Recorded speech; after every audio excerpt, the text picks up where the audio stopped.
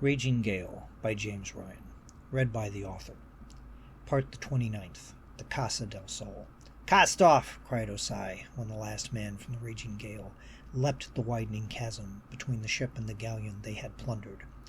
Boarding axes were used to give the ship a push away from her prey by all men able to use them, and the oars, meant for emergencies, were used by some to provide more force to move. Hope watched the defeated looks on the faces of the Spaniards brighten, from relief at surviving the boarding to satisfaction that their shame would be avenged. Their smiles got bigger when they saw the Casa was closing in, making them easier to notice from the galleon as it drifted away from her. "Damn the winds!" cried Captain Sanders as she took the tiller. "We be needin' to go beam reach to get us some distance, and even then she could get her teeth into us on her new heading." Who is she?" Hope asked, noting the threatening ship that was coming ever closer. "She be the Casa del Sol, and she also be a great discomfort to me for some time." "Why, what is she?" "She be a fast galleon, well crewed to ply the seas in most headings, with 3 guns to every one we have. She be after us since last we were off the Florida Keys, coming for some time." "What could you have done to make her come after you?" asked Hope, as she watched the Casa del Sol come closer. "We had surprised a Spanish vessel loaded with reales heading for Havana. She was escorted by another galleon that we slipped past at dawn. When we came aboard the treasure vessel, we hit her hard before her escort could come on us." "Was the escort the Casa?" "Nay, she was not half the vessel we face now.